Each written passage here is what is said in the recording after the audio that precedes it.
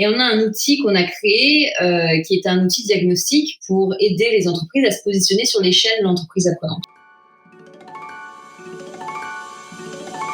Les entreprises les plus performantes seraient-elles celles qui bâtissent la capacité d'apprendre plus vite que la concurrence ? Je suis Cyril Ijard et avec la société nous avons décidé d'aller à la rencontre de celles et ceux qui font l'entreprise apprenante. Responsables de la formation, DRH, directrices et directeurs d'universités d'entreprise, experts de la EdTech ou de la pédagogie, nos invités viennent partager leurs expériences, leurs apprentissages et leur vision du monde de la formation professionnelle et du développement des compétences. Au fait, c'est qui nous ? Nous, c'est un collectif dont la mission est de faire des richesses humaines le moteur de performance des organisations. Et c'est grâce à nous que le podcast L'entreprise apprenante existe. Aujourd'hui, je reçois Svenja Busson, fondatrice de Landspace et exploratrice globetrotter du monde de l'éducation, de la pédagogie et de la EdTech. Svenja est également impliquée sur la scène associative EdTech en France et en Europe. Svenja partage sa vision des dynamiques apprenantes, vision qu'elle a construite au fur et à mesure par ses expériences à travers le globe, des entretiens avec des professionnels et entreprises, des études et des lectures qu'elle a analysées en profondeur. Avec Landspace, elle a conçu un référentiel pour positionner des niveaux d'organisation apprenante. Cet épisode est utile pour celles et ceux qui cherchent à mettre en œuvre des politiques formation et des stratégies d'organisation apprenante qui génèrent un véritable impact. Bonne écoute. Bonjour Svenja. Bonjour. Svenja, je suis très heureux de te recevoir sur le podcast de l'entreprise apprenante.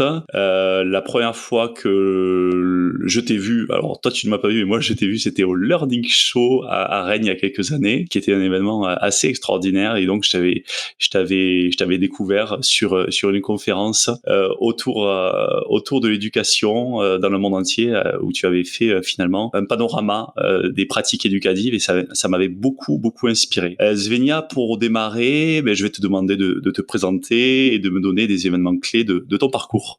Ok, avec plaisir. Alors moi, j'ai commencé il y a quelques années sur les bancs d'école à m'intéresser au sujet de l'éducation, des innovations pédagogiques, parce que j'étais assez frustrée en tant qu'étudiante d'être dans une posture plutôt passive pendant toutes mes études. Et du coup, avec une camarade de classe, on a décidé de monter un think tank. Quand on était encore étudiante, et on a levé des fonds. On est parti dans le monde entier pendant 6 mois faire un tour du monde. Ça s'appelait les EdTech Tours, et on a vu plein de choses. On a exploré la EdTech, l'éducation, l'innovation pédagogique dans plein de pays, 19 pays dans le monde en tout, et c'était absolument fascinant.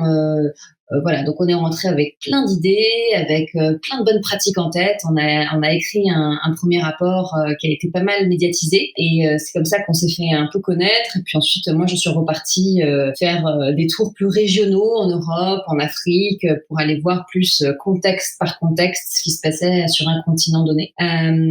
Et voilà. Et puis ensuite, en rentrant de mon tour en Europe, j'ai décidé de créer un accélérateur de start-up pour aider des start-up dans la tech à grandir en Europe. Et on a vite pivoté parce que c'est très compliqué de trouver un business model quand on est un accélérateur. Et maintenant, on fait du conseil. On est une entreprise dans le conseil, dans la formation. Donc, on forme beaucoup de formateurs, d'enseignants aux nouvelles pratiques pédagogiques. On conseille des dirigeants d'universités, de grandes écoles sur le futur de l'éducation, sur la prospective, etc. Et j'ai aussi créé des associations des associations d'industrie, EdTech France par exemple, en France, pour représenter la EdTech française. Donc avec 3 autres entrepreneurs, on a créé ça en 2018. On était 4 au début, on est 380 aujourd'hui, dirigé par Anne-Charlotte Monneray, qui est notre directrice générale et qui fait un travail incroyable. Et ensuite, j'ai créé l'Alliance EdTech européenne, qui est le pendant européen, avec 23 membres, 23 associations locales comme EdTech France, EdTech Finlande, EdTech Danemark, qui travaillent ensemble pour créer un peu une collaboration à l'échelle européenne.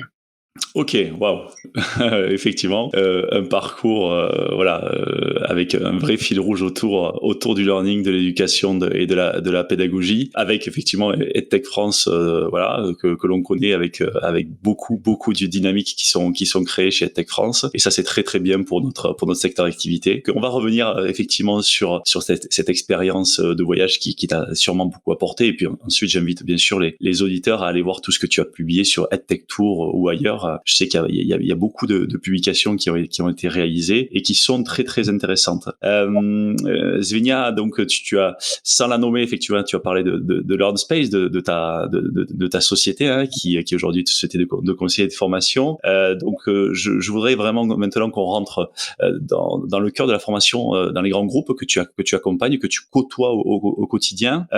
Est-ce que tu peux nous donner la vision que tu vois du learning qui est pratiqué finalement dans les grands groupes aujourd'hui? Absolument. C'est vrai que LearnSpace a deux secteurs d'activité, le corporate learning et l'enseignement supérieur. Le corporate learning, on travaille avec pas mal de grands groupes qui ont des challenges assez variés, mais bon, qui se retrouvent quand même dans en fait la transition la transition des compétences et comment faire pour avoir une stratégie d'upskilling, de reskilling qui soit la plus pertinente possible pour l'entreprise. Comment faire pour avoir la culture nécessaire pour faire en sorte que les gens apprennent tout au long de leur carrière et pas juste quand on leur demande de partir en formation parce que c'est obligatoire et qu'il faut dépenser des budgets, mais que ça vienne aussi d'eux. Donc il y a toute une culture aussi du learning à repenser. Donc nous, on aide nos clients sur tous ces aspects-là. On forme des formateurs, on forme aussi des collaborateurs sur des sujets liés au learning, apprendre à apprendre, comment se mettre dans une posture d'apprentissage constant, comment justement créer cette culture pour soi-même, pour son équipe. Donc on forme aussi des collaborateurs et on a un outil qu'on a créé qui est un outil diagnostique pour aider les entreprises à se positionner sur l'échelle de l'entreprise apprenante. Et donc on a créé cet outil. On a développé toute la méthodo en partant de notre définition de l'entreprise apprenante, et puis ensuite on a créé des différents questionnaires qu'on envoie à différentes personnes dans la boîte et à la fin on produit un diagnostic. Mais je pourrais rentrer dans les détails de cet outil si tu le souhaites. Ouais, carrément. Mais écoute, ça m'appelle deux questions. On a créé une définition de l'entreprise ou de l'organisation apprenante, donc j'aimerais bien t'entendre sur ce sujet. Je vais te laisser te répondre à celle-ci, et ensuite je veux bien qu'on rentre dans le détail de l'outil, parce que ça effectivement ça a éveillé ma curiosité. Alors pour nous, notre définition en tout cas, parce qu'il y en a plein, mais bon, notre définition, c'est vraiment une entreprise apprenante, c'est une entreprise qui développe continuellement des compétences pertinentes chez ses collaborateurs grâce à des expériences d'apprentissage efficaces et à une culture forte de soutien à l'apprentissage. Donc pour nous, il y a trois aspects. Il y a le fait qu'on ait une culture forte qui soutienne en fait ce mindset, cet état d'esprit de lifelong learning et de se développer continuellement, qu'il y ait des expériences d'apprentissage qui soient efficaces, et j'insiste sur l'efficace, parce que c'est pas toutes les formations qui sont développées ne sont pas efficaces et ne sont pas d'ailleurs ne sont pas mesurées, disons, donc on ne sait même pas si elles sont efficaces, mais ça c'est un autre sujet, et développer des compétences pertinentes pour le monde d'aujourd'hui, quoi. Donc c'est pas juste former, c'est former à des compétences qui ont un sens et avoir une vraie réflexion sur les compétences de demain et les compétences qui seront utiles dans l'industrie dans laquelle opère cette entreprise. Donc pour moi, il y a trois grands sujets dans cette définition, et donc c'est sur ces trois grands sujets qu'on va aller diagnostiquer l'entreprise en question. Ok, et donc effectivement, parce que effectivement, tu vois, quand tu me parles de compétences pertinentes, je me dis comment vous arrivez à les diagnostiquer. Finalement, ce diagnostic que vous avez monté chez LearnSpace, mais comment vous l'avez pensé, sous quelle forme, avec quel pilier ou avec quelle thématique, afin de pouvoir faire finalement cette cartographie?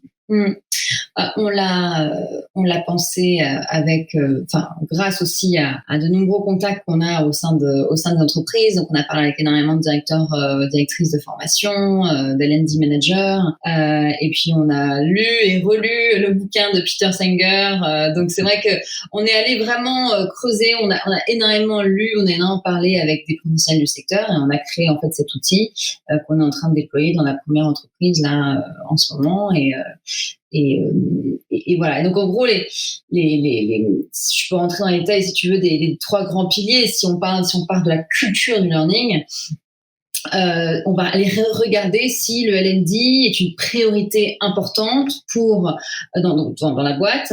Est-ce que la formation des collaborateurs importe à leur manager? Est-ce que les managers soutiennent activement les actions de formation? Est-ce que les collaborateurs ont du temps? Est-ce qu'on leur donne du temps, de la flexibilité pour apprendre? Voilà, ça, c'est le genre de choses qu'on va aller regarder. On va poser les bonnes questions, on va envoyer des questionnaires, on va faire en sorte d'essayer de comprendre s'il y a une vraie dynamique dans la culture qui permet en fait le learning. Dans l'expérience et l'efficacité pédagogique de l'expérience apprenante, on va la regarder si les parcours de formation sont continus ou est-ce que c'est des one-shots. On va aller regarder si les formations sont engageantes, si ce qu'on apprend c'est activable finalement assez rapidement. On va aller regarder si l'apprentissage informel est possible et valorisé, parce qu'on apprend énormément aussi dans l'informel. On n'est pas obligé d'avoir une formation formelle pour apprendre, et donc l'informel joue un rôle énorme. Donc on regarde si c'est possible et valorisé dans la boîte. Pareil pour l'apprentissage entre pairs. Est-ce qu'il y a du mentorat? Est-ce qu'il y a du peer learning qui peut arriver? Est-ce que en fait on laisse la place aux collaborateurs pour ce genre de choses? Est-ce que les talents internes sont mis à contribution, mais peuvent être aussi formateurs, ou est-ce qu'on fait venir que des talents externes pour former? Et évidemment, hyper important, l'impact. Est-ce que l'impact, les résultats des formations sont mesurés systématiquement? Et là, ça pêche très très souvent sur ce point, mais on pourra y revenir. Et le troisième plan, c'est les compétences pertinentes. Alors, comment on fait pour savoir si les compétences auxquelles on forme sont pertinentes? On va regarder si les parcours de formation sont personnalisés pour chaque apprenant. On va regarder si les compétences dites du futur sont identifiées. Est-ce qu'il y a une vraie réflexion sur le futur de l'industrie, sur comment les métiers vont évoluer? Est-ce qu'il y a un peu de prospective aussi qui se crée, qui se passe au sein de la boîte pour comprendre de quoi l'industrie aura besoin dans 5 ou 10 ans? Est-ce qu'il y a un degré de liberté qui est accordé dans le choix des formations, ou est-ce qu'elles sont imposées? Et puis on va regarder aussi le focus sur les soft skills, parce que c'est inutile de dire que c'est hyper important aujourd'hui, toutes les compétences transverses. Donc est-ce qu'il y a aussi tout un focus là-dessus? Voilà. Ok, donc effectivement, on voit merci d'avoir détaillé les 3 pans que tu as bien définis en amont. Ce que je ressens dans cet outil, c'est qu'effectivement vous avez mis il y a une réflexion très très puissante initiale qui permet d'aller et vous avez sélectionné les leviers qui vous paraissent être les leviers fondamentaux pour que les organisations apprenantes soient apprenantes et donc performantes. Ça, c'est effectivement assez intéressant, et je pense que ça peut aider les auditeurs qui nous écoutent à pouvoir déjà s'auto-évaluer par rapport à ce que tu viens de proposer, pour se dire, est-ce que je suis bon dans le formel, mais est-ce que je suis bon aussi dans l'informel ou dans le peer learning, où on sait que parfois c'est un peu plus compliqué en termes de culture. Il y a effectivement un sujet que tu as abordé, et un sujet qui m'intéresse très fortement, c'est le sujet de l'efficience ou de l'efficacité. L'impact de la formation, c'est-à-dire qu'aujourd'hui on met effectivement beaucoup d'argent dans la formation, et moi j'ai le sentiment, et je pense pas que c'est qu'un sentiment, qu'on met peu d'argent, ou en tout cas peu de moyens et peu de temps à essayer d'évaluer ou de mesurer la formation. Et trop souvent la formation souffre d'être peu ou pas reliée au business. La première question que j'ai envie de te poser, c'est, à ton avis, pourquoi on est toujours enfermé dans ce schéma? Tout simplement parce que c'est extrêmement compliqué de mesurer. Qu'est-ce qu'on mesure exactement? À quelle échéance on mesure? Et donc énormément de personnes au sein de ces départements-là ne savent pas comment mesurer en fait la formation. Et donc il y a très peu de boîtes qui y arrivent. Et c'est vrai que c'est très compliqué, parce que finalement, est-ce qu'on mesure une semaine après l'impact que ça a eu? Est-ce qu'on mesure un mois après? Est-ce qu'on mesure 2 ans après? Ça peut prendre du temps parfois, le changement. On peut être formé à une méthode et puis vouloir l'appliquer 6 mois après, 1 an après. Et donc c'est vrai que ça, pour moi, c'est vrai que voilà, il n'y a pas une méthode qui est mieux qu'une autre, qui fonctionne mieux qu'une autre. Je pense que chaque entreprise, chaque contexte doit développer sa propre méthode. Et puis il y a des choses qui ne sont pas mesurables. Par exemple, il y a en fait, je pense qu'il y a des formations qu'on ne peut pas forcément relier à la performance, au business. En fait, voilà, moi je prends l'exemple souvent de Carrefour. Qui développe de très bonnes pratiques là-dessus. Adilson Borge, voilà, qui est directeur de la formation chez Carrefour, a vraiment de très très bonnes pratiques dans tout ce qui est voilà, mesure d'impact de la formation est relié au business, et donc il est toujours constamment en contact avec le business en disant voilà, vous avez dépensé tant d'argent dans cette formation, voici quel impact ça a eu sur la performance des gens qui travaillent et sur finalement leur chiffre d'affaires, quoi. Mais ça, il peut le faire sur des formations de commerciaux, de vendeurs, où il peut traquer en fait assez facilement leur performance business. Mais bon, quand on forme aux soft skills, quand on forme, voilà, à des compétences qui sont moins liées finalement à une performance business, c'est extrêmement compliqué. Comment on fait, quoi. Et ça, moi, j'ai toujours pas la réponse. Hein. Je pense qu'il y a des façons de mesurer tout type de formation, mais pour le rattacher au business, qui pour moi est absolument clé, c'est pas toujours évident. Alors effectivement, tu as pris un exemple qui est parlant. Quand on est sur des formations qui impactent directement le business, notamment pour des gens qui font du commerce, qui sont proches du commerce, formation, compétences et business, on peut arriver de manière plus ou moins simple à relier effectivement, à avoir les impacts. Mais sur des formations, typiquement une formation management, parce qu'on sait que les plans de formation management sont très importants dans les entreprises, c'est plus difficile de les appréhender. Et on n'est pas aussi forcé d'aller toujours mettre un indicateur de clé qui est relié à des euros. On peut peut-être aussi le relier à d'autres indicateurs plus quali. Est-ce que sur ces sujets, toi, tu as expérimenté des choses ou tu as vu des pratiques d'indicateurs qui sont pas forcément reliés au business, mais qui sont des indicateurs qui restent pertinents et qui permettent de donner un petit peu, à la fois de la valeur et de la perspective post-formation. Oui, alors moi, on a créé notre méthode, en interne, mais je dis pas qu'elle est parfaite, et très honnêtement, voilà, elle est ce qu'elle est, mais en fait, nous, ce qu'on demande à chacun de nos clients, c'est déjà de nous dire quel est l'objectif. Donc, il faut vraiment, et donc faire un vrai travail avec eux sur l'objectif de la formation. Pourquoi ils nous payent pour qu'on forme leurs collaborateurs ou leurs managers. Et donc, on a un vrai travail en amont avec eux pour définir les objectifs, pourquoi c'est important pour eux, et qu'est-ce qu'ils veulent atteindre finalement avec cette formation. Et une fois qu'on a défini ça et qu'on a en fait les objectifs, les critères, on va aller essayer de développer une méthodo. Alors, on est, comme beaucoup, très inspiré aussi par Kirkpatrick, parce que bon, très honnêtement, même si on le vend à toutes les sauces, il y a quand même quelque chose d'assez intéressant dans son modèle. Donc nous, on l'a un peu repensé, dans le sens où on a un vrai suivi en 4 étapes de l'évolution en fait des gens qu'on forme. Donc, typiquement, sur une formation qu'on va faire, on va former des formateurs. On va leur demander juste après la formation, voilà, comment vous vous êtes sentis, c'est important, la réaction, comment vous vous êtes sentis, est-ce qu'il y a des choses que vous avez envie de nous dire, du feedback que vous avez envie de faire tout de suite, et ensuite, mais ça, c'est pas le plus important, c'est vraiment de se dire, ok, première réaction à chaud, qu'est-ce que j'en ai pensé? Le plus intéressant, et c'est ce qu'on voit, c'est de se dire, un mois après, leur envoyer un petit questionnaire très rapide pour leur dire, est-ce que vous vous souvenez en fait de ce que vous avez appris dans cette formation, voilà, est-ce que vous avez quelques petits exemples de ce que vous avez appris, voilà, on leur renvoie un questionnaire, et là on se rend compte que il y a des gens qui ont énormément retenu, d'autres pas du tout, un mois après, hyper intéressant. Et puis ensuite, un mois après encore, on va leur envoyer un questionnaire de mise en place. Est-ce que vous avez mis en place des choses? Est-ce qu'il y a des choses qui vous sont restées, que vous avez inclus dans votre day-to-day, que vous avez mis en place? Sinon, pourquoi? Et là, c'est là où on récupère énormément de feedback sur pourquoi ils n'ont pas pu mettre en place ce qu'on leur a enseigné, en fait. Parce que pour nous, c'est ce qui est le plus important. On enseigne des pratiques, des méthodes pédagogiques à des formateurs. S'ils les mettent pas en place, c'est qu'il y a un petit problème. Soit on n'a pas été assez concret, soit ça les intéresse pas, soit ils en ont pas le besoin. Enfin bref.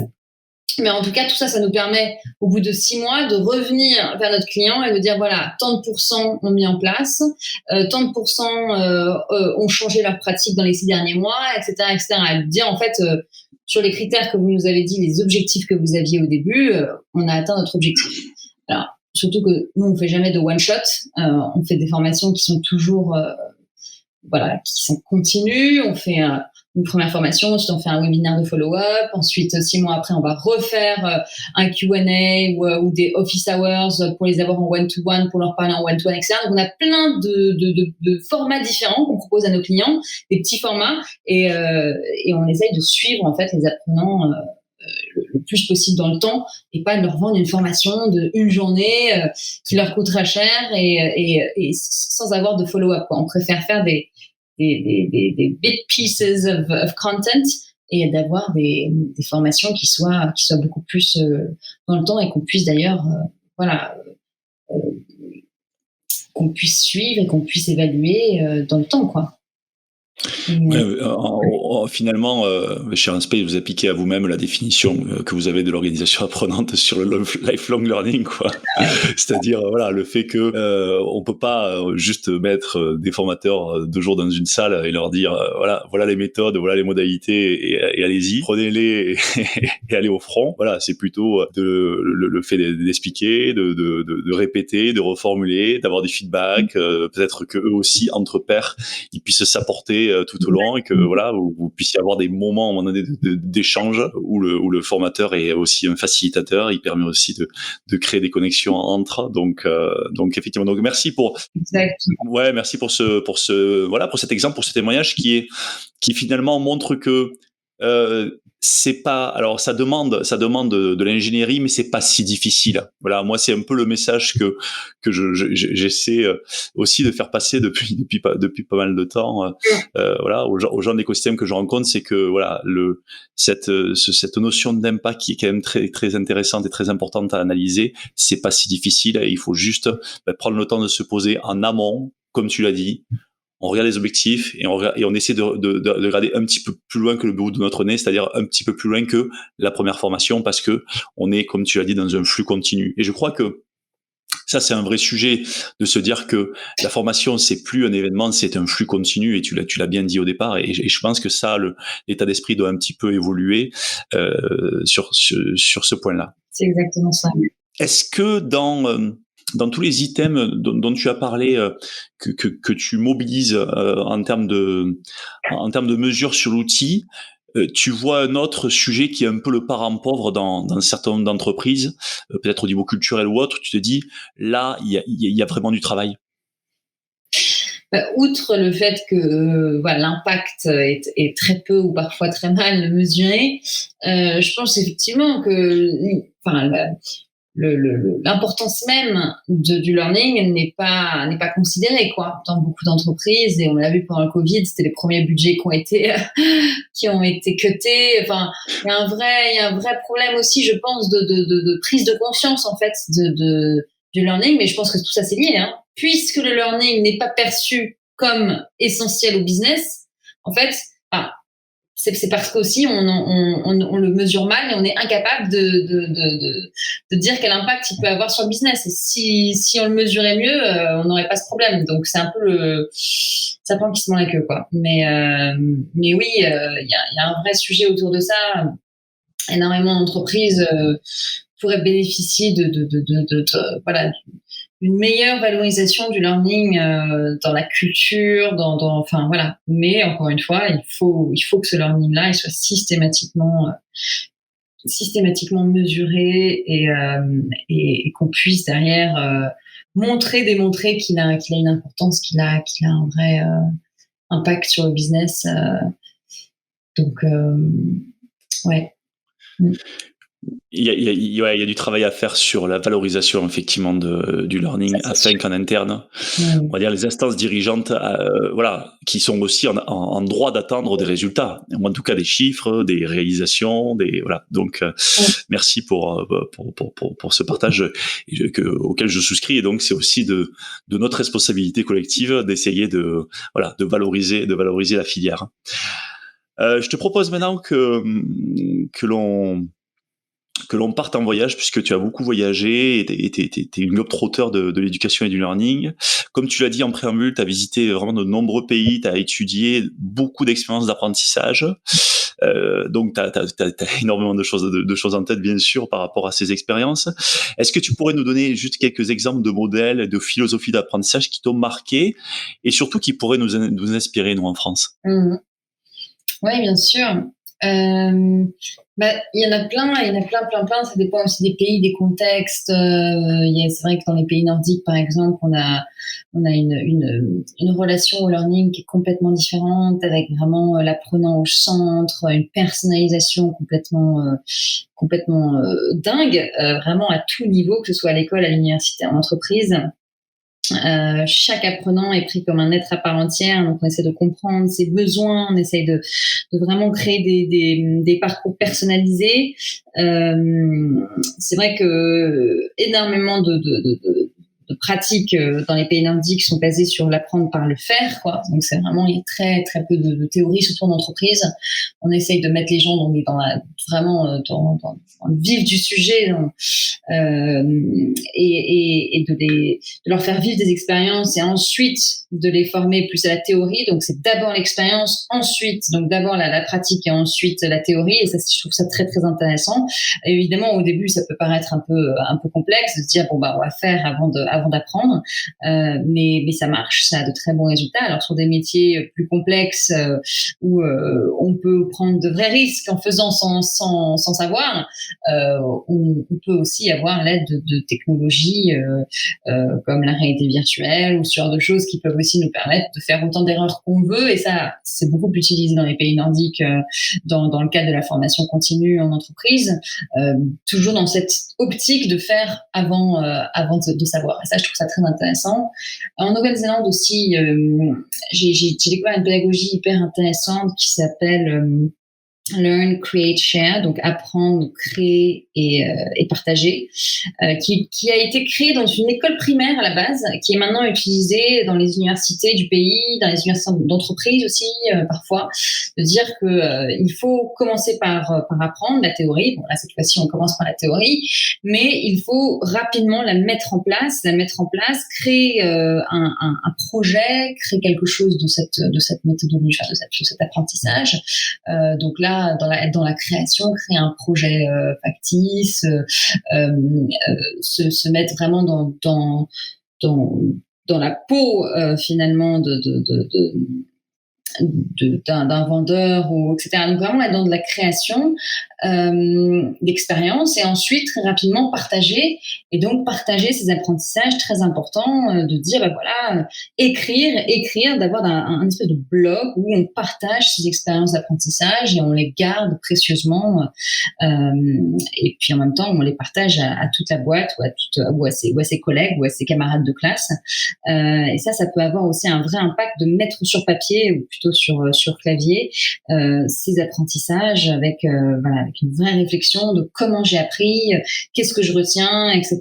Et c'est une méthode qui a vraiment fait ses preuves à l'école, à l'université, en Nouvelle-Zélande, et qui maintenant est expérimentée par certaines entreprises, d'avoir constamment en fait en tête, quand on crée une formation, le Learn, Create, Share, et d'essayer d'avoir les trois aspects qui sont représentés.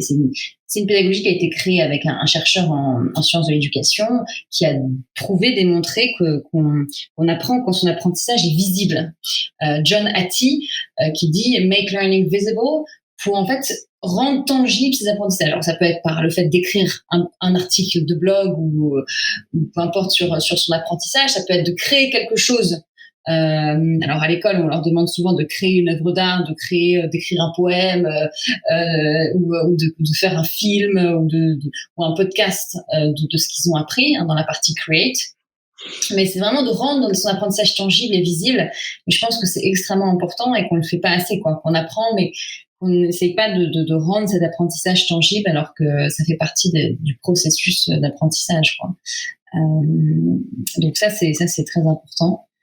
Ok, et tout de suite, par rapport à cette rendre l'apprentissage tangible, je me représente dans la tête, je me représente visuellement le fait que sur la table, j'ai des nouveaux outils qui sont arrivés, j'ai écrit quelque chose et en fait j'ai des nouveaux outils qui sont arrivés et qui sont à ma disposition et en fait oui, maintenant je suis en capacité de les prendre pour pouvoir construire ce que je vais faire demain. Et c'est vrai que c'est très intéressant pour un apprenant de conscientiser sa transformation finalement, parce que il est passé d'un état A à un état B, et à l'état B, il sait faire quelque chose qu'il ne savait pas faire, et donc de reprendre le processus même de comment il a appris et comment il est arrivé à ça, c'est effectivement ouais, c'est très riche, c'est très enfin moi je trouve ça très très enrichissant. Donc j'arrive bien à concevoir et je suis assez curieux de vivre une expérience un petit peu comme celle-ci.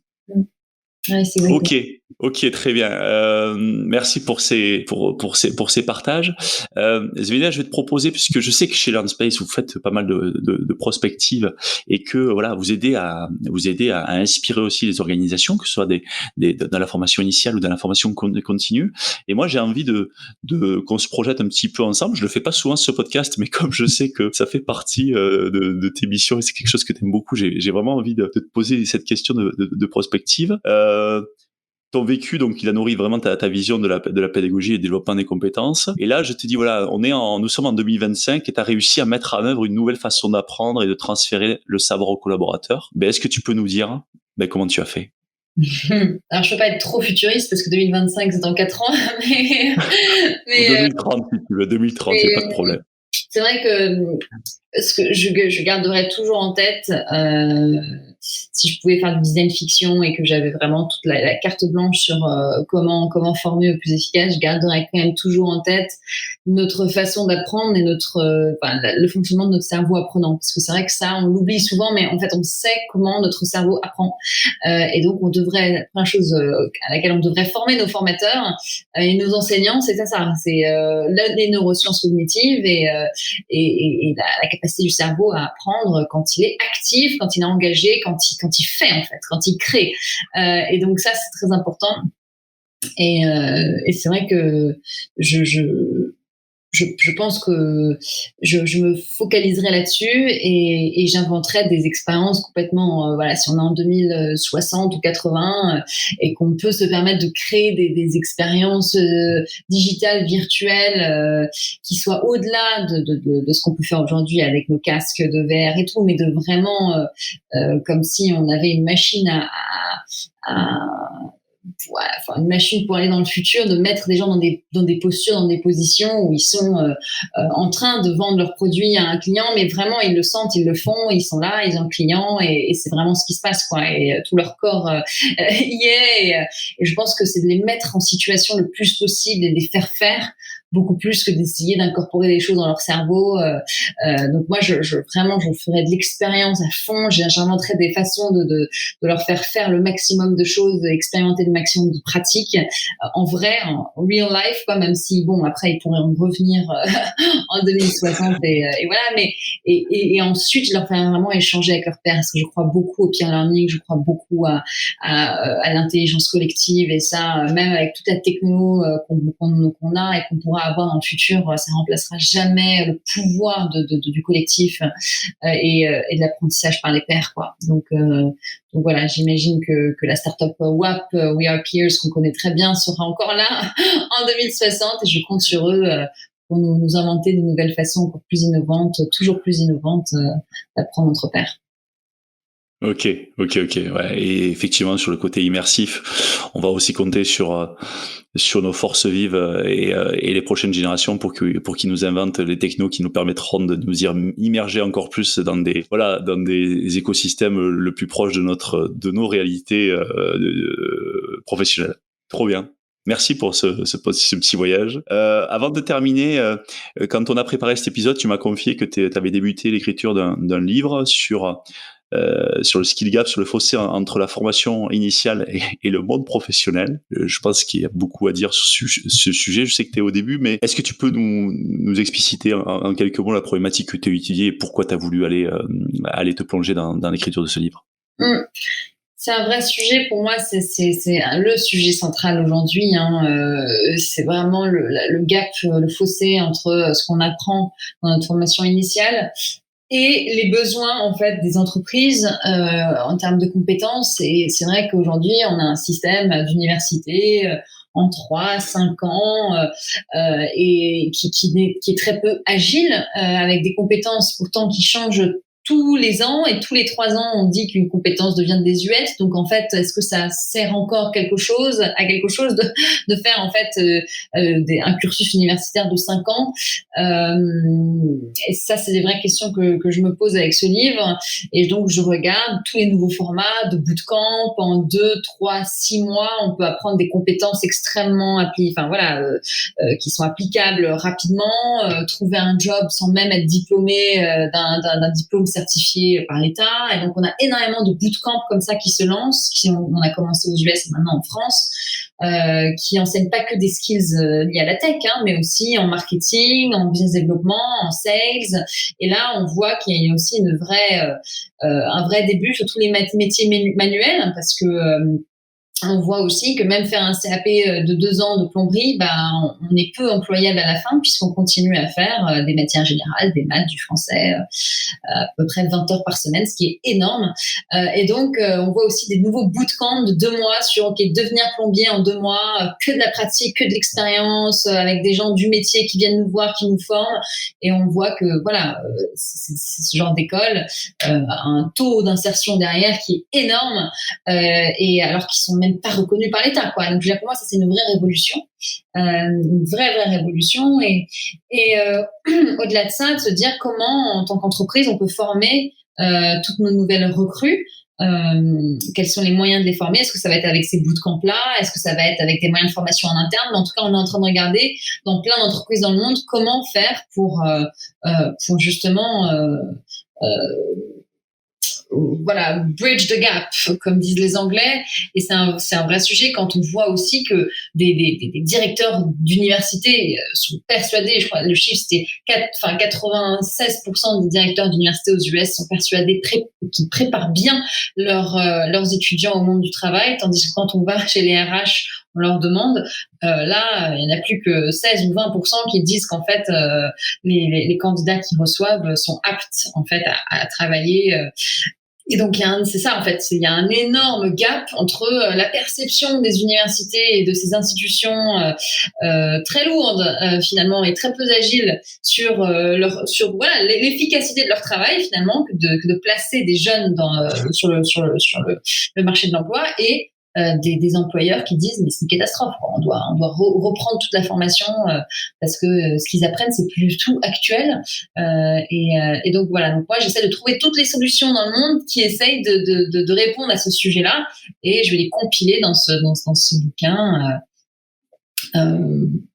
Pour, j'espère, inspirer les deux côtés, quoi. L'enseignement supérieur qui doit absolument se réinventer, et l'entreprise qui doit aussi qui doit s'adapter à ce monde changeant.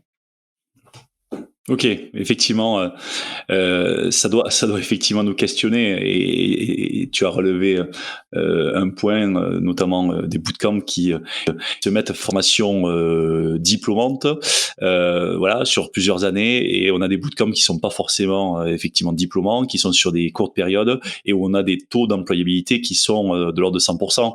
J'ai effectivement aussi plusieurs exemples où dans les bootcamps, avant même d'avoir recruté la prochaine promo, ils ont déjà les jobs, quoi. On sait même pas qui c'est qui va rentrer dans la promo, que les jobs sont déjà pris par des entreprises, parce que il y a une tension sur le métier, et parce qu'on sait que ces bootcamps, ils ont une efficacité tellement forte sur l'employabilité instantanée, finalement, post-bootcamp des gens, que les entreprises se les arrachent. Donc ça doit effectivement questionner les deux côtés. Ok, super. J'ai une toute petite dernière question qui est plus personnelle. Comment tu fais, toi, pour apprendre, Svenja? Moi, j'apprends en rencontrant des gens inspirants qui m'inspirent, en voyageant. Bon, là, c'est trop possible avec le Covid, mais je rencontre quand même beaucoup de gens. Et voilà, j'essaie toujours, quand je vois quelqu'un d'inspirant qui poste quelque chose, où j'essaie toujours même de prévoir un petit café virtuel de 30 minutes, d'une heure, et échanger avec cette personne. Voilà, c'est un échange donnant-donnant, mais c'est vraiment dans l'échange que j'apprends, et que j'ai le plus appris d'ailleurs dans toute ma carrière, quoi. Donc, je dirais que c'est comme ça, ouais. Ok, super. Zenia, vraiment un grand merci pour tous ces partages. Moi, j'ai beaucoup appris également, tu vois, par ces échanges. Et j'espère que les gens qui écouteront cet épisode apprendront beaucoup. Je pense qu'il y a pas mal de belles choses à aller chercher dans tout ce que tu as dit. Merci pour cet échange et je te dis à très bientôt. Merci Cyril, à bientôt.